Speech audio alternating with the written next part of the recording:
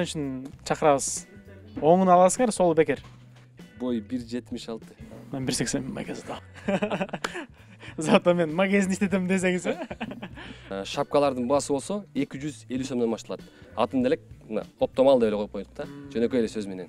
Ушу 10 жылдын ичинде 6 магазин жабылды. Ушул ряд баары 990 сом. Мындай ашыкча ызычуусу жок, өтө скромный модель болуптур. Экөөнү алсаңыздар, үчүнчүсү бекер. Кеттик анда. Сапаты жакшы го, бирок бир минусу бар да. 5000ге асты үстү бут кийимден баш кийимге чейин чики-чики кылып чыгарабыз. 10 миллиондон ашат. Мырзалар, биз бирге эмес, бир эле бут кийим кийгендер десең, 6 магазинден аябай көп банкрот болдук. Дешкенарга да албасаңар болот бул жактан. Бир жемпир алгандарга болбойт да, ал Сага боло берет бирок. 7 жаштан баштап 70 жашка чейин бут кийимдин ар кандай түрлөрү бар. 4000 сом, 5000 сомго чейин сатылган бут кийимдерди 1490 сомдон тазалап атабыз. Урматтуу Супер ТВнын жалпы көрүүчүлөрү, аты-жөнүм Кадимбек Данеров. Бүгүн биз бир сонун дүкөнгө келип атабыз. Кийимдер дүкөнүнө мырзалардын кийим тандоо үчүн келип атам мен бүгүн. Азыр көрүүчүлөргө айтып коеюн, бир карап алыңыздар. Мен азыр өзүмдүн кийим менен турам. Анан кийингенден кийин до и после алып жалпыңыздарга көрсөтөбүз. Колумда турган бул кандайсыңар? Колумда турган бул сертификат, 5000 сомдук сертификат азыр колумда турат. Мына буйруса, бул жака киребиз. 5000 сомго эмнелер келет, эмнени кийинсек болот, эмнени тапсак болот, эмнени алсак болот, жалпыңыздарга көрсөтөбүз. Жүргүлө.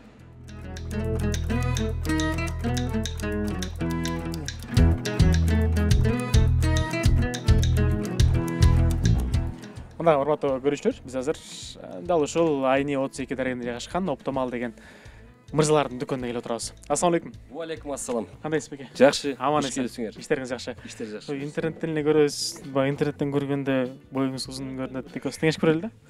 Канча бой элегенбиз? Канча бой? Бой 1.76. Мен 1.80 магазинда. Зато мен магазин иштетем десеңиз.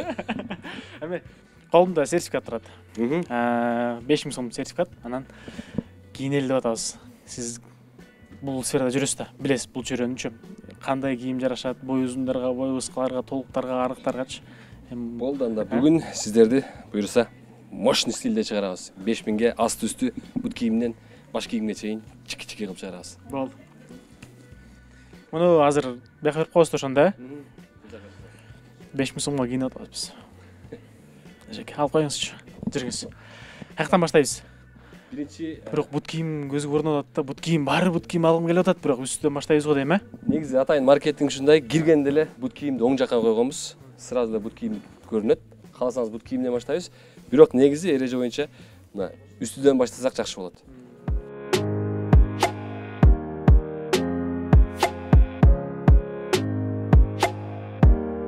Бул жакта биздин эң эле фишка ценалар ушул жерде бомберлер, кофталар, финкалар жана жилеттер, кыскасы бардыгын бир баага коюп салганбыз. Тагырагы 990 сомдон. Мисалы мондай дерский, поло, фабричный кофталар бар. Булар башка магазиндерде 2000-3000 сомго чейин сатылат. Биз болсо бир эле баага коюп салганбыз. Тагырагы бардыгы оптом баада.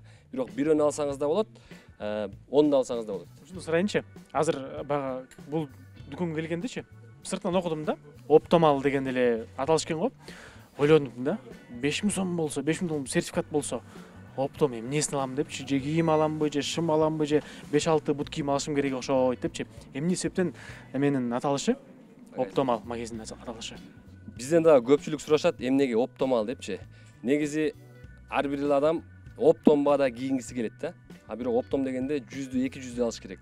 Анан биз именно ошол нерсени эске алып, Бишкек шаарында алгачкы жолу ачылган, ошо оптом баада сатылган, бирок бирден экиден дагы алса боло турган магазин кылып, атын деле ар кандай аттар келди. Анан элге түшүнүктүүрөөк болуш үчүн, элге жеңилирээк бир укканда эсинде кала тургандай кылып, атын деле Оптомал деп эле коюп койдук да. Жөнөкөй эле сөз менен.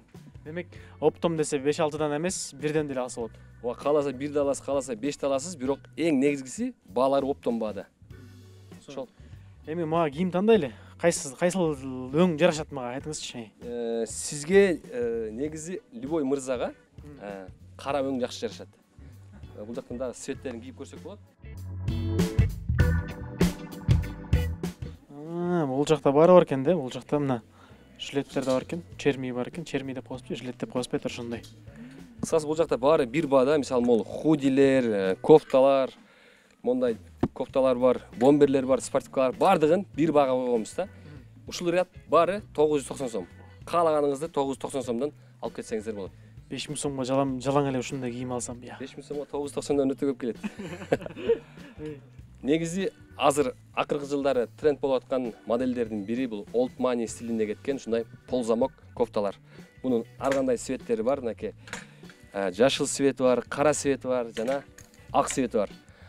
Ар бир мырза өзүнүн стилине жараша, өзүнүн кийим өңүнө жараша, имиджине жараша ушул жактан тандап ала берсе болот. Сизге деле өзүңүз кандай цветти жактырасыз, ошого жараша тандайбыз. Анда мындай кылалы. Кара өң жакшы жашат деп калдыңыз, Мондон алайын, Ушудан кийип көрсөңүз болот. Бул аябай жакшы модель. Мындай эң негизгиси бул скромный модель. Көбүнчө мырзалар мындай скромный модельдерди жактырышат. Ашыкча мындай ызычуусу жок, топчу, жазуулары жок, скромный модельдерге басым жасашат. Мен деле сизди байкадым, мындай скромный кийинет экенсиз, ошол себептен ушул нерсени сизге сунуш кылып атам, мынакей. Скромный, без ничего, без надписи. Замогу менен алдын ачып да кийсеңиз болот. Ичинде рубашкалар менен, футболкалар менен. Анан жакшы жери универсальный. Под классика да кете берет, анан чисто классика да кете берет. Ушуну кийип көрсөңүз болот. Бuyakta алуучулардан көрдүм да, акырын келип карап, сыр бербей келип турупчу. Мунусун карайт. 1350 сом турбайбы? Алсам болот турбайбы? Йоо, мындан канча алып алсам депчи. Ооба. Негизи ценаларын караганда кардарлар ойлонбой туруп алат да. Себеби мындай баа жок. Шаарда бизге бир эле келген кардар кайра экинчи жолу сөзсүз келет. Мисалы, ачылганыбызга аз эле убакыт болду, бирок аз эле убакыттын ичинде өтө көп кардар чогулттук да. Себеби негизи рекламанын эң жакшы ыкмасы бул сапаттуу нерсени арзан коюу да. Биз ошол ыкманы колдонуп жатабыз. Сапаттуу нерсени элдердин чөнтөгүнө ылайыктуу баада койгонбуз да. Биздин маркетинг ушул. Ушундай. Ошондо бул биринчи образ үстүмө? Үстүгө. Биринчи образ. Ушуну кийип көрсөңүз болот. Мындай образ экен азыр. Кийип көрөбүз.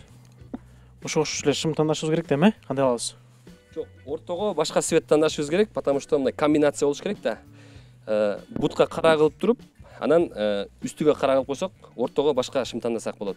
Же болбосо шым менен кофтаны кара кылып туруп, бутка башка цвет кийип койсок болот да. Ошондо муну азыр кийип көрүшүм керек экен, Муну кийип көрсөңүз, андан кийин шымды башка цвет тандайбыз, анан бутка кара кылып койсок, комбинация болот дагы, сонун стиль болот. Көрүүчүлөр, мен азыр үстүнү кийин кеттим. Аңгыча Кумарбек бек тааныштырып турсун.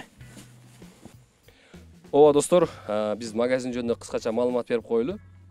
Биздин магазинде бут кийимден баштап баш кийимге чейин мырзалардын бардык кийимдери бар. Мындайча айтканда, магазинге келип туруп эле бардыгын бир эле жерден алып кетсеңиздер болот. Ич кийимдер бар, байпактар бар, кофталар бар, кофтанын ар кандай түрлөрү бар, жана бул жакта курткалар бар. Азыр акыркы жылдары мода болуп аткан мондай этно рубашканын ар кандай түрлөрү бар. Спортивный, классика, пол классика, old money, оверсайз, кыскасы любой мырза келсе, өзүнүн стилине жараша бул жактан өзүнө сөзсүз ылайыктуу нерсени табып кетет. Ошол себептен сиздер да келиңиздер. Бул жакта дагы бир кыстар өтөйүн, бул жакта курткаларга акция болуп атат. Бул жакта ушул жерде 100дөн ашык модельди бардыгын бир баага коюп койдук. Тагыраагы 1490 сомдон. Мисалы, могул курткалар шаардагы магазиндерде 2500-3000ден сатылат. Биз болсо бардыгын дүң баада, тагыраагы бир баага, оптом баада койгонбуз. Классика, пол классика ар кандай түрлөрүн алып кетсеңиздер болот достор. Бардыгы бир баада, тагыраагы скидка менен коюлган оптом баада. Эсин келсе бесин бер дейт дегенсиз, Өтө мыкты жарашыптыр. Бирок мага жакты өзүмөчү күзгүдөн карагандачы. Анан сырттагы адамга билинет го. Мындай караңызчы кандай болот экен. Өтө сонун болду. Эң негизгиси мындай ашыкча ызычуусу жок, өтө скромный модель болуптур. Эң негизгиси ошол. Кеттик анда. Шым тандайбыз, Анда шым бут кийимди бирөтөлө кошо тандай берели да.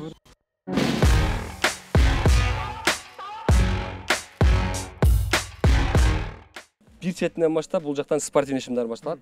Мондай плашовка, хыбы шымдар, мондай пол классика жана джогер шымдар, кыскасы шымдардын өтө көп түрү бар. Шымдардын примерно бир 300дөн ашык түрү бар. Спортивный шымдарды жана мондай оверсайз шымдарды бул жака бөлгөнбүз, илгенбиз тагыраагы.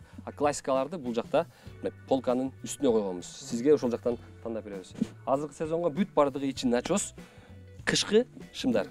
Жана ошондой эле бизде шапкалардын дагы өтө көп түрлөрү бар. Шапкалардын баасы болсо 250 сомдон башталат. Ар кандай расцветкада жана ар кандай моделде. Шапкаларды деле ушул жактан оптом баада алып кетсеңиздер болот.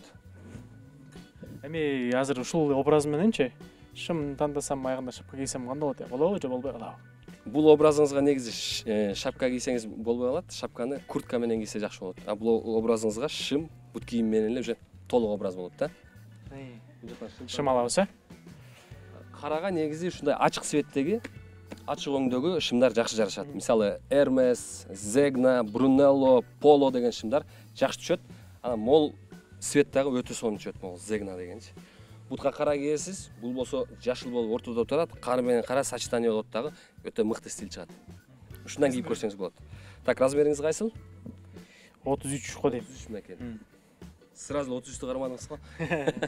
Бактым бар да бактым бар, Бактыңыз бар экен. Бирок бул батабы? Нормальный. Берсеңиз, примерно көрүп коелу. Ушул батат экен. Кааласаңыз темно-синий цвет бар экен меке. Кайсыл цвет жакты сизге? 34 алып алдым мындан, Мындан 34-тү алайлы. Капкара кийинсечи кандай болот могу үстү менен мисалы? Кара, үстүмдөгү кара болсо, шым кара болсо, бут кийим кара болсо. Капкара кылып койсок деле болот. Негизи любой убакта карайым базовый.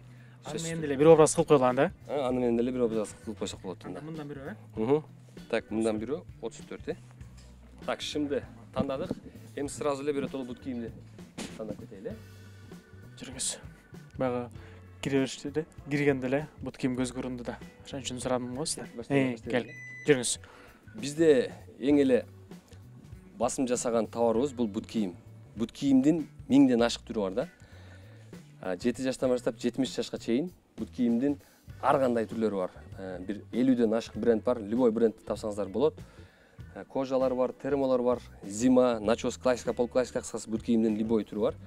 Сизге бул жактан классика варианттардан карасак болот. Так, кара, сиз мондай лоферлерди кийесизби? Жок.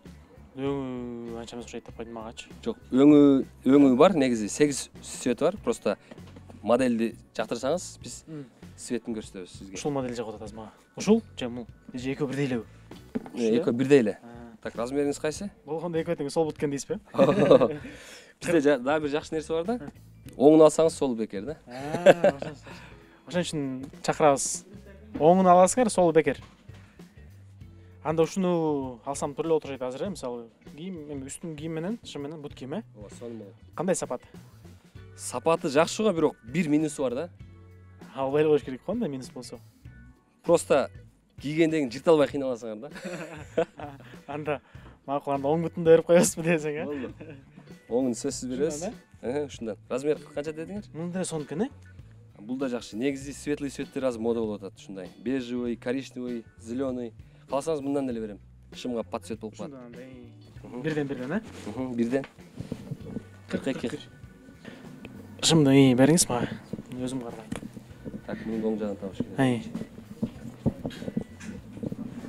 Болду.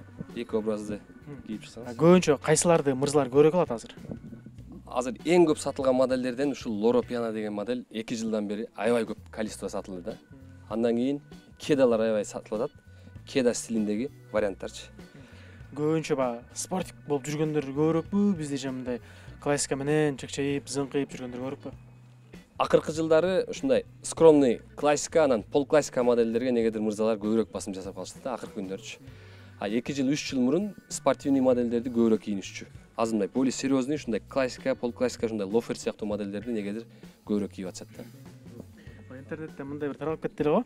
Мырзалар окуп жүргөндө бир бут кийим, окууну бүткөндөн кийин университетте тапшырганда бир бут кийим, үйлөнгөндө да бир бут кийим. Ушундайчы. Ал эми айымдардыкы болсо ар биринде мисалы залга өзүнчө бир бут кийим экен, көчөгө өзүнчө бир бут кийим, тойго өзүнчө бир бут кийим экен да. Именно мына модель ушундай да. Мына модельди кийип туруп футбол ойноо бергендер бар да дашчы. Себеби универсальный модель, мына залга кийгендер бар. Мына эми жоктор кие берет экен да. Негизи эле өзү табияттан мырзалар мындай азыраак кийим кийишет экен да. Мырзаларга ушу более универсальный модель болсо жакшы да. Бир эле модельди любой стилге түшүрөт да. Спортивныйга да түшүрөт, классикага да түшүрөт, кыскасы любой образга түшүрөт. Ошол себептен ушуну сизге сунуш кылып атам да. Мырзалар, биз бирге эмес, бир эле бут кийим кийгендер десең, Ооба. Анда жүргүз.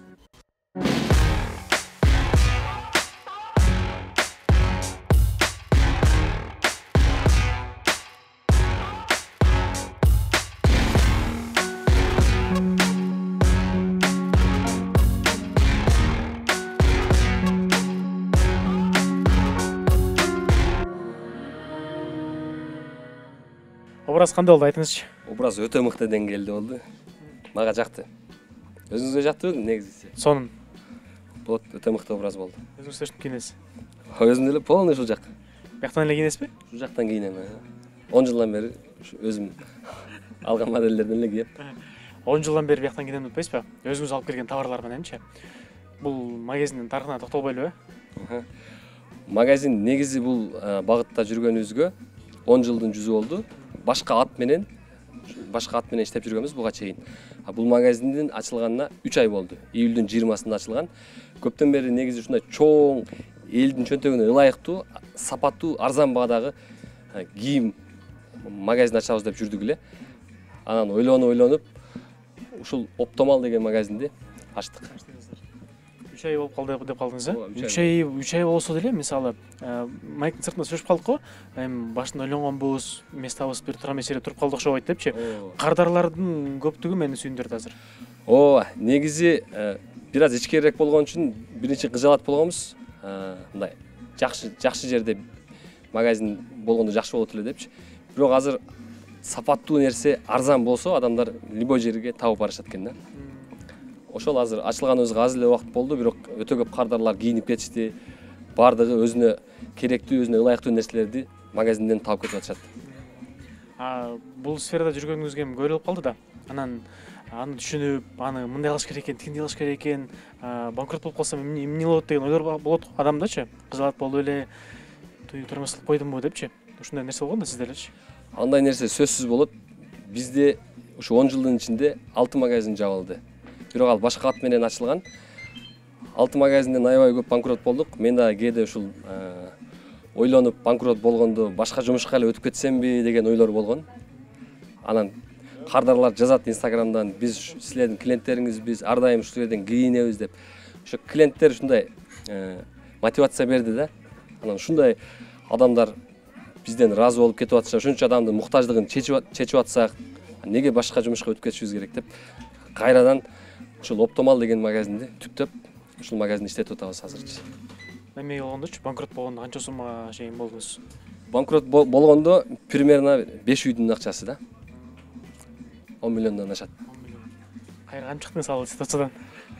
Ал ситуациядан эң негизгиси ушул сиздерге окшогон кардарлар чыгарды да. Биз ушул пайдабызды аз коюп, бирок узагыраак барайлы деп, жана бийик күйгөн от батыл өчүп калат дейт го. Ошон үчүн пайдабызды азыраак койдук дагы, мүмкүн болушунча количество менен сатканга аракет кылып, ошол системаны тандадык дагы. Кайра ошол кардарлар менен иштеп өтө көп, аз эле убакыттын ичинде өтө көп товар саттык дагы.